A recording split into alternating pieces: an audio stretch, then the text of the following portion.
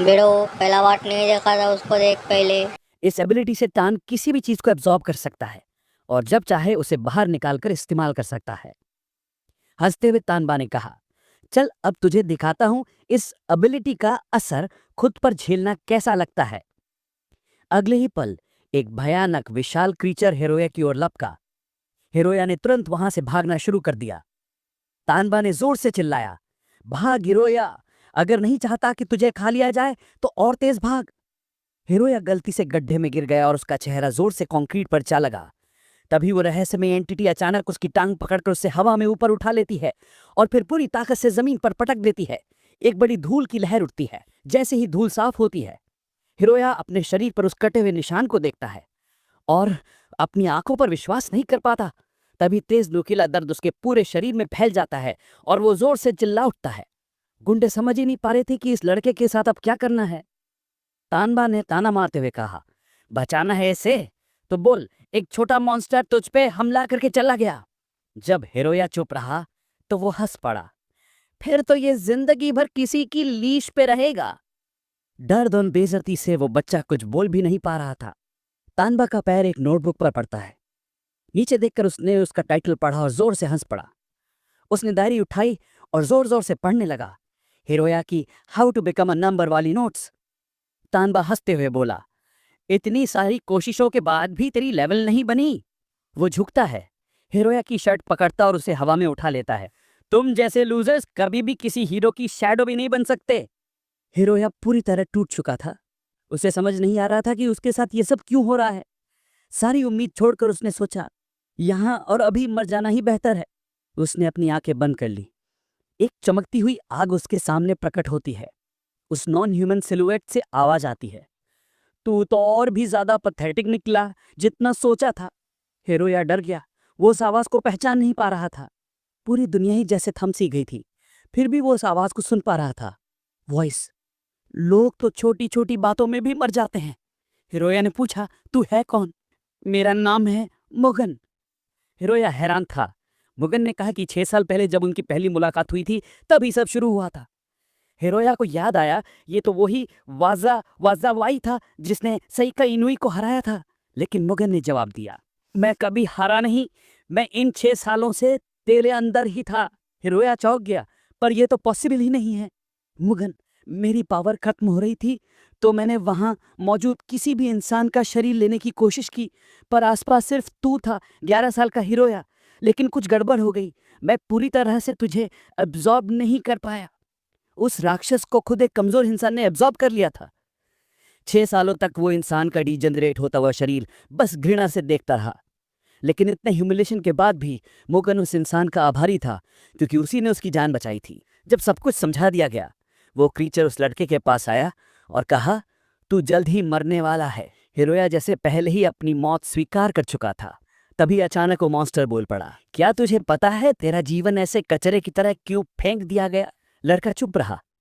Mugen ने खुद ही जवाब दिया, ये सब तेरी कमजोरी की वजह से हुआ।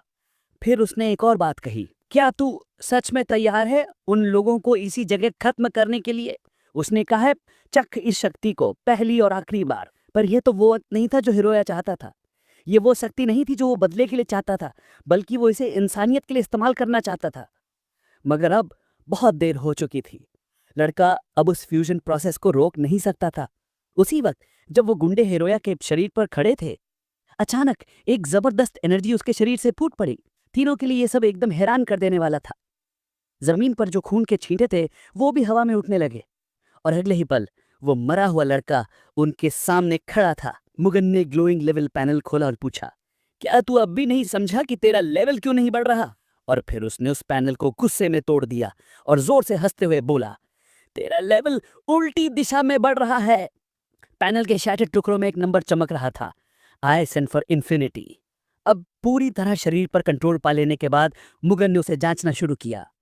उसने अपने हाथों को देखा और कहा, जैसा सोचा था ये इंसानी शरीर बहुत कमजोर है। उसने अपनी मिडिल फिंगर को थोड़ी ज्यादा फोर्स दबाया तो वो टूट गई। गुंडे हंस रहे थे। उन्हें अभी भी अंदाजा नहीं था कि असल में क्या हो रहा है, लेकिन उनका लीडर चुपचाप देख रहा था उस लड़के को जो मर चुका था और फिर भी जिंदा खड़ा था। मुगन अब गुस्से से फुसफुसाया, अगर मरना है तो कम से कम धीरे मत मरो हरामियों। शहर में जिंदगी वैसे ही चल रही थी। इनोई अपने ऑफिस पहुंचा। रिसेप्शनिस्ट ने कहा, इस बार भी कोई कैजुअलिटी नहीं हुई सर, मिशन परफेक्टली कंप्लीट हुआ है। लड़की ने देखा कि इनोई कुछ सोच में था। उसने पूछा, सर सब ठीक है? इनोई ने कहा, मैं उस लड़के से मिला जिसे मैंने 6 साल पहले बचाया था। फिर वो अचानक थोड़ा उदास हो गया। उसने कहा, मुझे कुछ बताना चाहिए था जो मैंने बहुत पहले किया था, एक गलती। और तभी उसने महसूस किया एक भारी खतरनाक दबाव, एक असाधारण ताकत की ऑरा ने उसे अंदर तक डरा दिया। वो अपनी कुर्सी से झटके से उछल पड़ा और तुरंत अंदाजा लगाने लगा कि आखिर हुआ क्या है। कुछ ही पलों में इनोई ने भारी अफसोस के साथ ये निष्कर्ष निकाला, अ कैलामिटी क्लास मॉन्स्टर जाग चुका है। उसी समय जैसे ही हिरोया को वो अपमानजनक निकनेम सुनाया गया, एक बदमाश उस पर झपट पड़ा। चलते चलते ही उसने अपनी एबिलिटी एक्टिवेट की और चिल्लाया, ऐसा बकवास सुनने का मन नहीं है मुझसे, वो भी तुझ जैसे बच्चे से। अगले ही पल उसने जोरदार पंच मारा, लेकिन वो निशाने पे लगा ही नहीं। उसी क्षण उस बदमाश का शरीर अचानक चारों तरफ से छोटे छोटे कट से भर गया। वो 1 सेकंड के लिए भी अपने पैरों पे खड़ा नहीं रह पाया और उसकी सांसहीन लाश जमीन पे गिर पड़ी। मुग्गन खुशी से चिल्लाया, हा हा हा, 6 होल ईयर्स बाद बोन्स टूटने की आवाज सुनने को मिली। ये नजारा देखकर टैन बुरी तरह घबरा गया। चीटिंग करता है तू, चीटिंग चीटिंग चीटिंग करता है तू। अब ये लड़का वो नहीं रहा जिसे वो सब मिलके पीट रहे थे। लेकिन लीडर की हैरानी तब और बढ़ गई जब उसका दूसरा साथी बिल्कुल भी नहीं डरा। उसने फाइटिंग स्टैंड लिया और एबिलिटी एक्टिवेट की। गालियां देते हुए वह सीधा हमला करने दौड़ा। उसके हाथों से निकले कांटे बार्ब्स हिरोया की तरफ गए और उसके शरीर को जकड़ लिया। बदमाश को लगा कि जैसे उसने उसे पकड़ ही लिया हो, लेकिन तभी उसकी एबिलिटी डीएक्टिवेट हो गई। इतनी जल्दी सब हुआ कि उसे समझ ही नहीं आया कि कब हिरोया का हाथ उसकी पेशानी तक पहुंच गया। और अगले ही पल एक जोरदार स्नैप के साथ उसकी खोपड़ी फट गई और उसका शरीर दूर जाके गिरा। दूसरा बदमाश भी खत्म हो चुका था। कितना बोरिंग है ये सब, मुग्गन दानव की तरह चिल्लाया। अब वो थोड़ा इंटेंस फाइट चाहता था। उसे महसूस हुआ तीसरा बदमाश भी रेडी हो चुका है। पीछे मुड़ते ही मुग्गन ने देखा कि उसका नया अपोनेंट अपनी एबिलिटी तैयार कर रहा है। धूल के बीच से धुआं उठने लगा था। गुस्से में टैन चिल्लाया, ब्रैट बस कर, तू भूल गया है कि तेरी औकात क्या है। उसी पल दर्जनों ब्लेड्स मुग्गन की तरफ दौड़ पड़ी, लेकिन उसने बस एक बार हाथ घुमाया और सारी ब्लेड्स चकनाचूर हो गईं। एक पल में उसने दूरी तय की और अगले ही सेकंड डेवास्टेटिंग पावर के साथ एक पंच मारा। टॉम पॉम्बर दीवार से टकराया, इतनी जोर से कि दीवार ही क्रैक हो गई। मुग्गन ने आलस से कहा, these small bipeds should just go to sleep. तभी खिड़की के बाहर से एक तेज गड़गड़ाहट सुनाई दी। फाइनली, मुग्गन मुस्कुराया। वहां से 2 विशाल आंखें उसे घूर रही थी। अगले ही पल एक विशाल मॉन्स्टर दीवार तोड़ के कमरे में घुस आया। मुग्गन ने उसकी तरफ देखा और सोचा, क्या ये मेरी वापसी सेलिब्रेट करने आया है? फिर उसने खुद ही जवाब दिया, नहीं, शायद इसे सिर्फ मेरी फ्लक्चुएटिंग फोर्स ने अट्रैक्ट किया होगा। टॉम बाबा, जो अभी अभी होश में आया था, सन्न रह गया। अभी तो उसका क्लासमेट अपनी ताकत के लिए जागा ही था कि एक नया खतरा सामने आ गया, अ पावरफुल वाजा वावाई।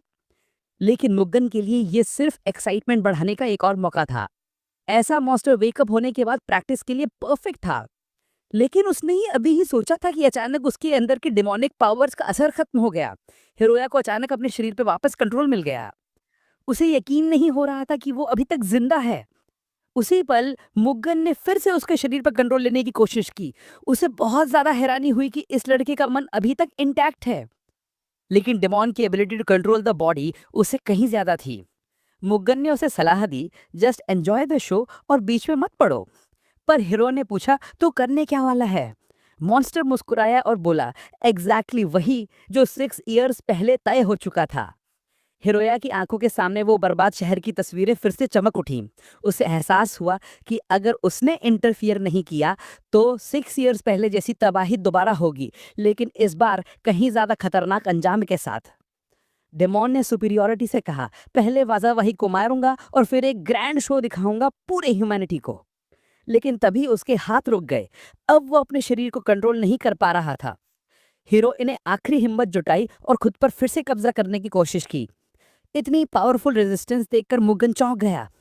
6 इयर्स इस शरीर में रहते हुए उसे लगा था ये काम आसान होगा, लेकिन हिरोया ने एक बार फिर उस डिमॉन स्पिरिट को अपने अंदर बंद कर